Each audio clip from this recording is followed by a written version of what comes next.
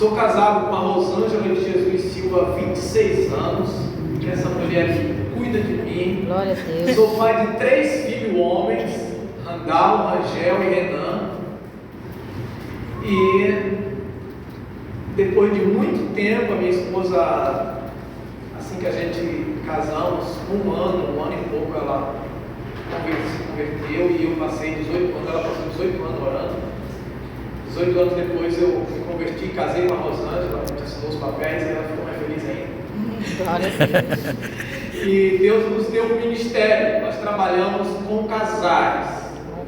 Só um minutinho só para falar só disso, tá, gente?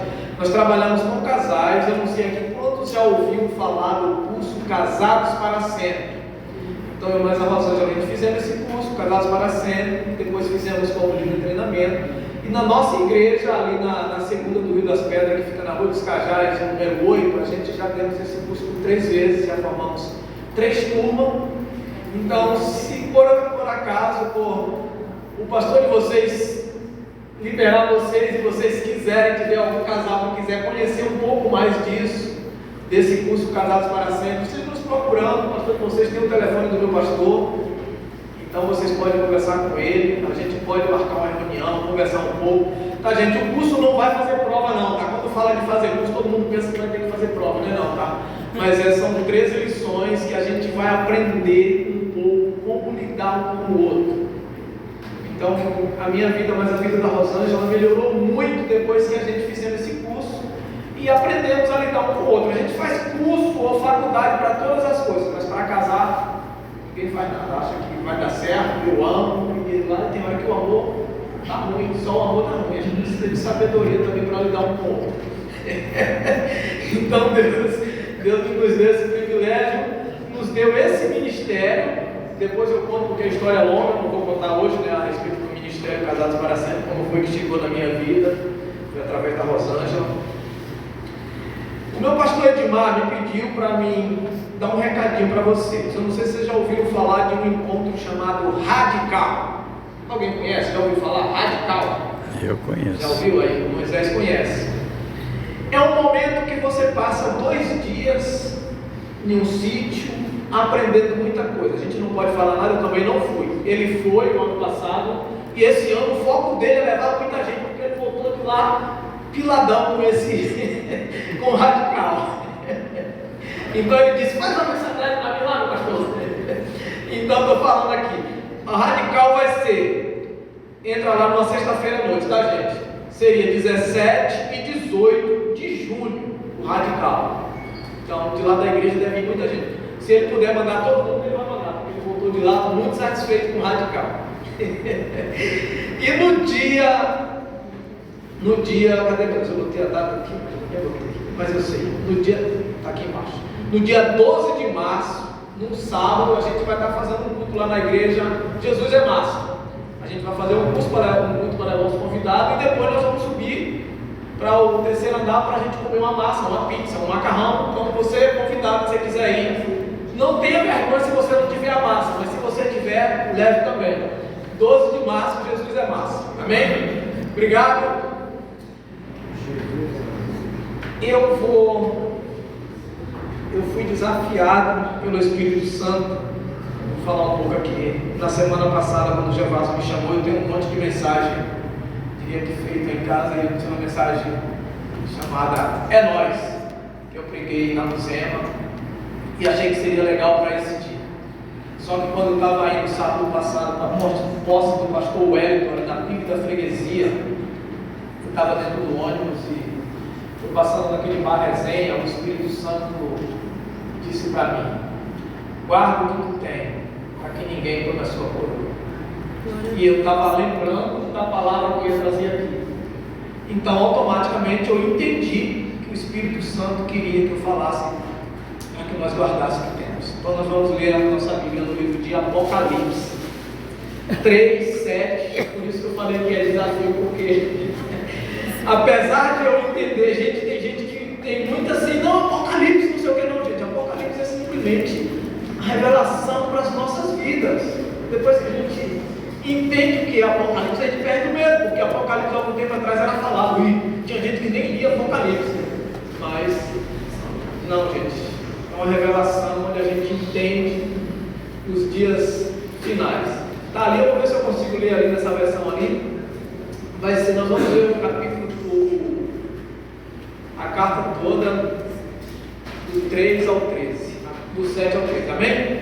Amém. E ao anjo da igreja que está em Filadélfia, escreve: isto diz o que é santo, o que é verdadeiro, o que tem a chave de Davi, o que abre e ninguém fecha, e fecha e ninguém abre. Conheço as tuas obras, eis que diante de ti pus uma porta aberta, e ninguém a pode fechar. Tendo pouca força, guardaste a minha palavra e não negaste o meu nome. Eis que eu farei das sinagogas de Satanás, aos que se dizem judeus e não são, mas mentem. Eis que eu farei que venham e adorem prostrado aos teus pés, e saibam que eu te amo. Amém. Como guardaste a palavra da minha paciência, também eu te guardarei da hora da tentação que há de vir sobre todo o mundo, para tentar os que habitam na terra. Eis que venho sem demora, guarda o que tens, para que ninguém tome a tua coroa.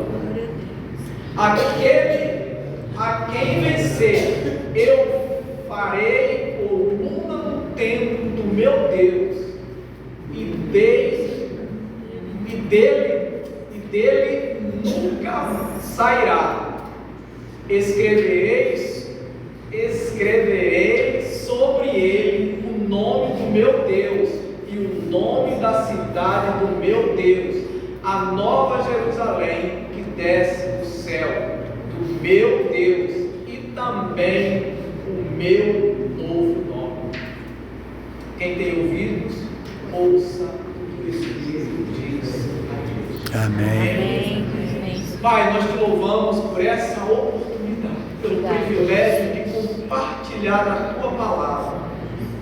Fala aos nossos corações, nos traz entendimento, para que possamos, Pai, entender e praticar a tua palavra. Nós te pedimos essas bênçãos no nome de Jesus. Amém. O livro de Apocalipse, ele traz alegorias, símbolos, e é literário. Então a Bíblia ela tem essa ideia. Tem três coisas aí importantes nesse livro. Ele fala da chave de Davi, uma porta e uma coluna. A chave tem poder para abrir ou fechar, para matar ou dar vida. A chave, se alguém estiver preso e se perder a chave, pode morrer preso. Mas quando fala de uma porta aberta, a porta aberta a gente tem liberdade de entender e compreender de Deus.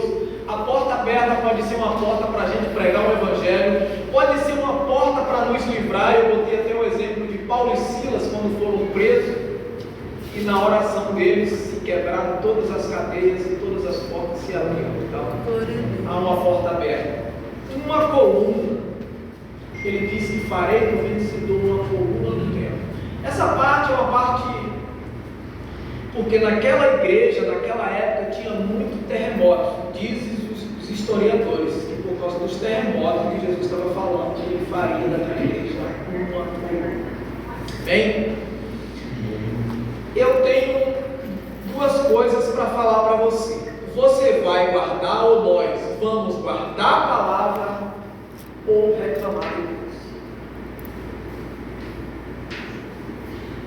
Faça uma avaliação da sua vida, antes e depois com Deus. com certeza você vai ver que agora está melhor. Você tem segurança, você tem quem te guarda, você tem direção.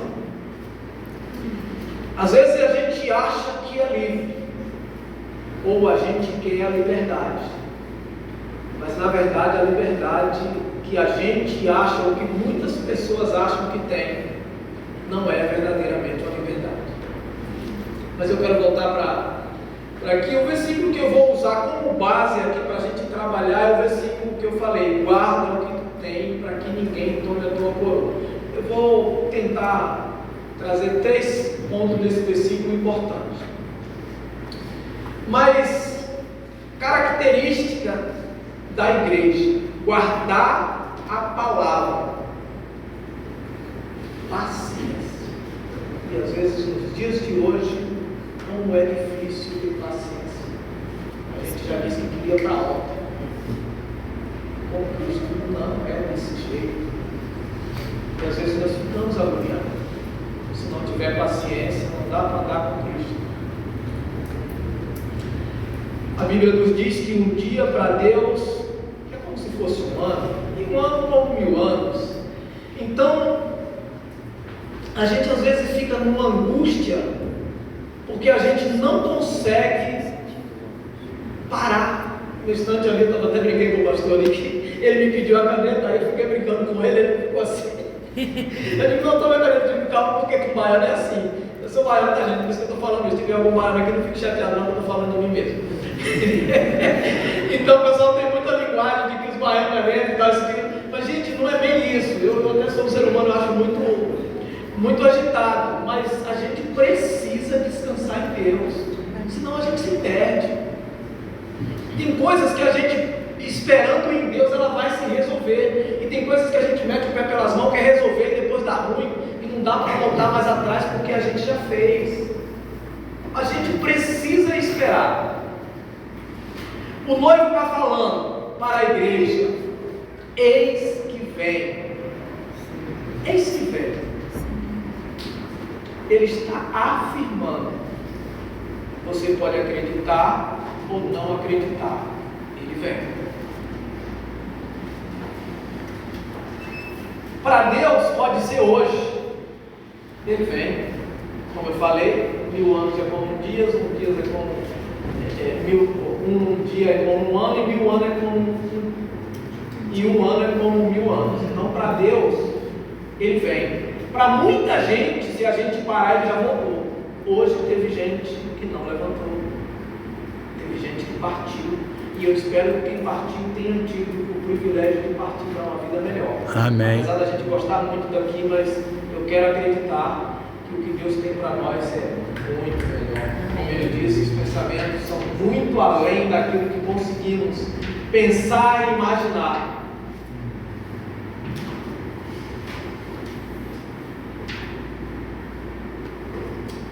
Então, ele vem. Hoje ou qualquer hora, mas ele vem. É vontade dele, é soberania dele, propósito dele, determinação dele, desejo dele. Não depende de mim, é dele, é ele. E eu não posso alterar ou mudar. Ele vem. Se eu concordo, ele vem. Se eu não concordo, ele vem. Se não,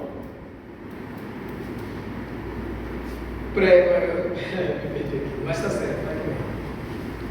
Se eu creio, ele vem. Se eu não creio, ele vem. Se eu estiver preparado, ele vai voltar. Se eu não estiver, ele vai voltar.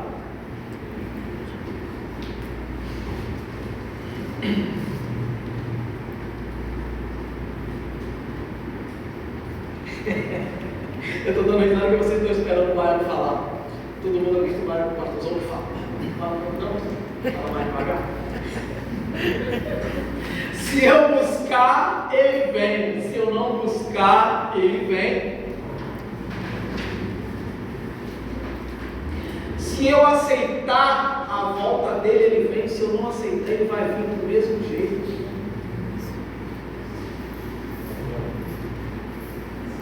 Se o mundo estiver preparado, ele vem. Se o mundo não estiver preparado, ele vem. Se o ateu acreditar, ele vem. Se o ateu não acredita, ele vem. Não depende da nossa fé ou de alguém que acredita. Se o crente crê, ele vem. Se o crente não crê, ele vai vir.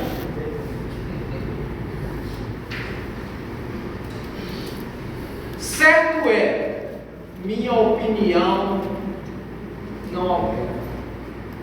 Ele vem. E eu gostaria muito que nós guardássemos isso de coração. Não depende de mim. Não depende do mundo. Não depende do que fala. Ele disse que vinha. E vem. E eu quero que vocês, assim como eu, passe a ter essa certeza no coração. O versículo diz: eis que vem sem demora. Guarda para que ninguém tome a tua coroa.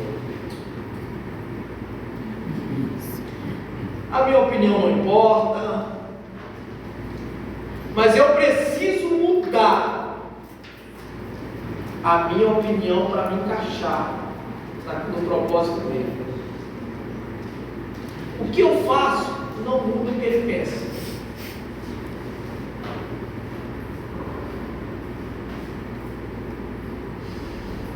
Ele não vai alargar a porta para eu entrar. Ele disse que a porta é estreita e espinhosa. Eu gosto disso. Ou eu ou nós nos tornamos modelo da porta ou não passamos. Isso é uma responsabilidade nossa. A porta é estreita e o caminho espinhoso que é para nós não parar. Se não tiver espinho, a gente senta e lá segue andando, porque se parar vai ficar sendo espinhado pelo caminho. Amém? Vocês ficaram assim muito quietos, é porque eu estou tranquilo aqui. Mas vamos lá, sem demora. Sem demora.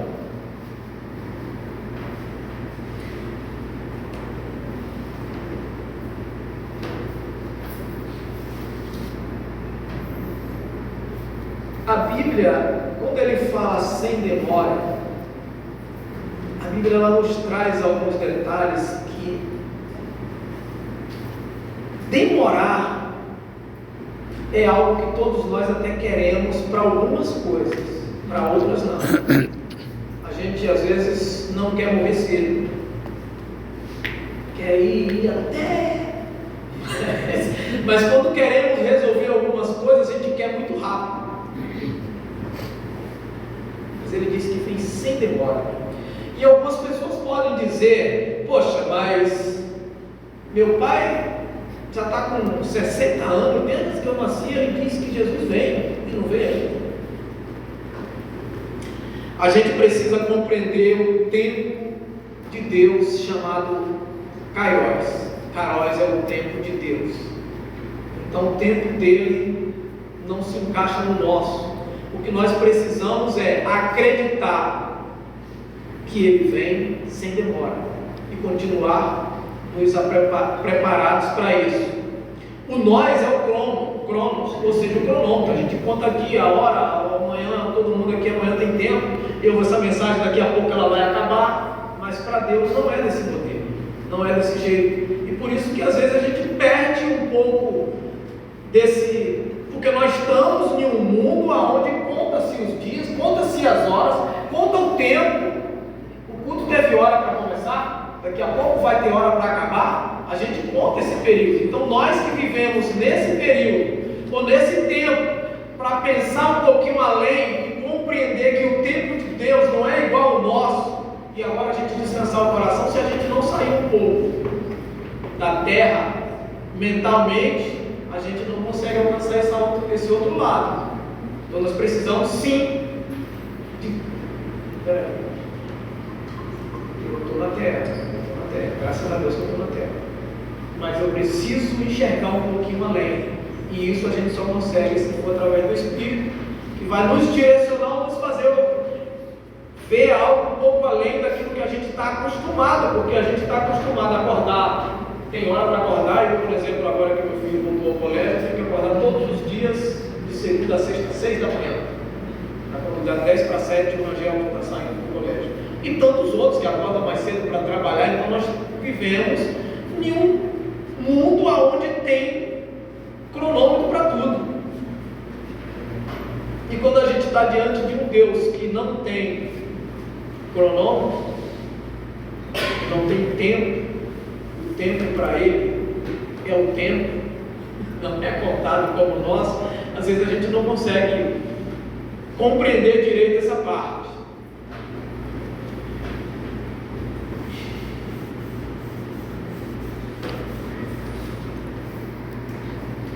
Demorar é tempo de Deus, é hoje, é tempo de Deus, ele já voltou para outros.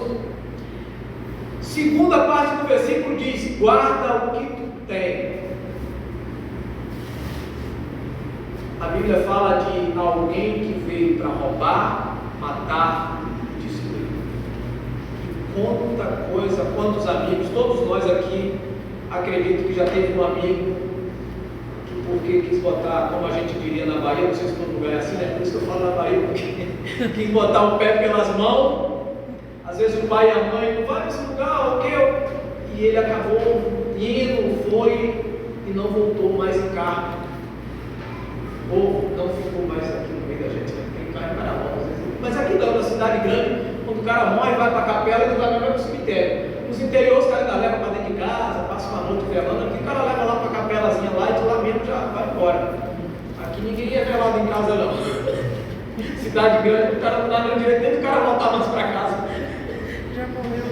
Depois que morre, só misericórdia. Mas é isso aí, quem veio do interior, normalmente o pessoal ainda faz isso, né? Já está só noite, porque está chamando de casa e tal. Mas é isso aí, então o diabo veio para matar, roubar e destruir. Se a gente não tiver cuidado, a gente perde o que foi mandado guardar. Essa carta à igreja de Filadélfia, eu acho ela muito legal. Ela é uma das cartas que parece que a Filadélfia é a igreja mais perfeita que tem. Quando você olha as outras 6 cartas, todas elas ele diz: tenho contra ti, ou porém tenho contra ti. Mas Filadélfia ele fala de uma maneira diferente dessa igreja. E como eu gostaria que essa igreja fosse nós hoje, dele olhar assim e dizer: eu sei que vocês têm guardado o meu nome, têm passado por provações, eu sei que vocês têm passado por tribulação, mas não têm negado o meu nome, porque o que ele diz nessa carta é que o Espírito de Cristo, falando a João, diz: escreve. Quando a gente começa lá, ele diz: escreve. No capítulo 2, ele manda João escrever e entregar ao anjo da igreja, ou seja, ao pastor da igreja. Vamos colocar que seja o Nogueira que recebeu a carta. Então, a gente precisa muito disso, de ter cuidado com o que a gente tem. Não vou pensar aqui. Porque tem coisas que a gente só vai sentir a falta depois que vai. Tem coisas que nem conseguimos recuperar mais. A Bíblia fala de Esaú, que trocou a primogenitura por um prato de lentilha. Eu estou com fome, eu não estou preocupado com a minha primogenitura. Me dá um prato de comida e está tudo certo. E a Bíblia diz lá em Hebreus, eu anotei aqui, mas é Hebreus 12, versículo 16 e 17. Hebreus 12, 16 e 17. E diz que mesmo ele buscando com lágrimas, eu não sei se vocês têm algum amigo que talvez brigou com uma mulher ou traiu, largou a mulher. Depois de um tempo ele volta atrás e ele busca com lágrimas e essa mulher não aceita mais. De repente um emprego, a gente não valoriza o emprego que tem, e E depois que ele sai, ele fica desempregado. E agora ele queria de volta aquele emprego e não tem. Ele não consegue mais aquele. Talvez ele vá conseguir outro sim, mas ele vai passar um período de provações. Eu conheço 50 anos, não pareço, mas obrigado. Eu já trabalhei com amigos que ele estava com tanta vontade do trabalho, mas depois que ele entrou, que passou 6 meses, 1 ano, ele queria sair por causa do seguro-desemprego. Eu ouvi de um homem uma vez, e aquela palavra eu guardei no coração. Ele disse: eu nunca saí de um emprego sem ter outro certo. Eu gostei daquilo, gostei demais. Uma vez eu ainda era um garoto de assim, do tamanho desse aqui, do tamanho dele não, porque ele está grande, talvez da idade dele, eu não lembro a minha idade. E apareceu um locutor de rodeio lá no sul da Bahia, no sertão da Bahia. Eu sei que eu era um molequezinho, e ele disse: eu tenho 7 profissões e tenho necessidade de 14. Quando uma não der, a outra dá. Eu achei aquilo legal, era pequenininho, não lembro de quase nada, mas aquilo ficou marcado na minha mente. A gente precisa ouvir pessoas e opiniões importantes que nos leva um pouco além daquilo que nós estamos acostumados a viver ou a estar. Então, guarda o que tu tens. Guarda o que tu tens. Pense bem quando alguém te oferecer alguma coisa. Juventude, vocês são o futuro para trazer outros amigos para cá. Cuidado com as oferendas que alguns amigos trazem, com os convites que os amigos trazem. Alguém livre sabe decidir e toma a melhor opinião. Eu, por trabalhar na área dos casais com a minha esposa, a gente, tudo que vai fazer, vamos olhar se tem na agenda, se a gente tem agenda para esse dia. Ainda hoje mesmo, não sei nem quem foi que falou comigo, foi lá em cima depois do EBD, do Lidério lá, alguém falou: ô Rosenildo, vamos fazer isso e isso. Eu digo: olha, eu só posso te dar essa resposta depois que eu conversar com a minha esposa. Que às vezes a gente tem uma agenda, aí você marcou 2 vezes, você vai ter que desmarcar ou passar por mentiroso. O cara marcou comigo ali, agora já não pode mais. Disse a mim de manhã que ia, de tarde já me disse que não vai, ou não comparece, muitos nem satisfações dá. Como nós, como cristãos, podemos dar exemplo se a gente não for verdadeiramente o exemplo? As pessoas que estão à nossa volta, elas precisam olhar para nós e compreender que nós temos uma direção, o Espírito Santo, e eu preciso guardar algumas coisas que o Espírito Santo tem colocado no meu coração. Amém. Algumas coisas que Deus me traz a palavra e diz: olha, até aqui é o seu limite, dali para lá, se você passar, você se perde. E eu preciso entender que tem momento que, se eu for um pouquinho além do espaço, do limite que foi me dado, eu me perco. E eu vou fazer o que depois? Lamentar, porque eu não guardei o limite que ali foi dado. Tá? Eu lamento.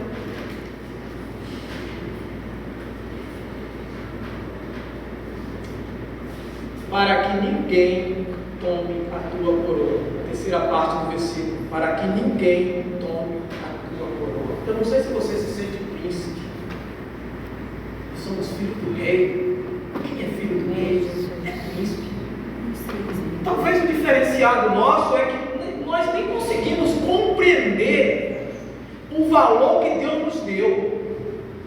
Quem usa coroa é príncipe ou rei. Então nós somos filhos do rei. E ele diz: guarda o que tu tem, para que ninguém tome a tua coroa.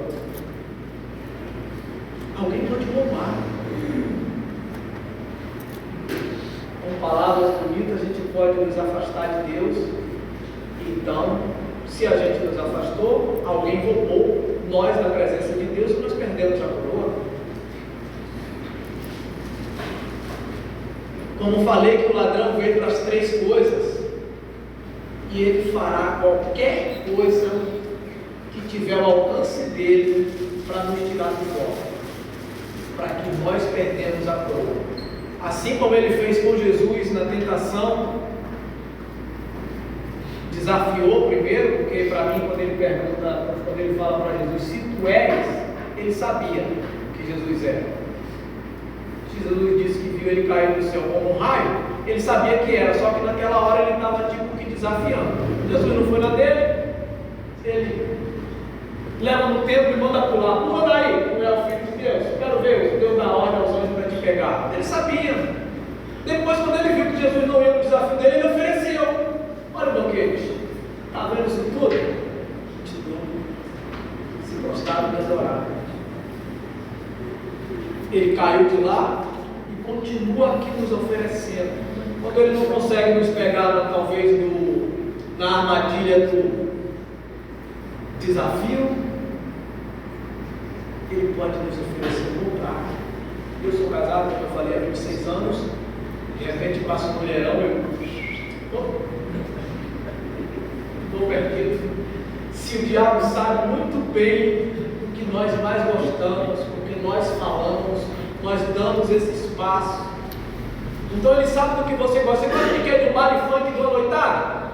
Vai aparecer um amigo? Pô, bora, eu pago tudo. Não vou pagar nada. Não.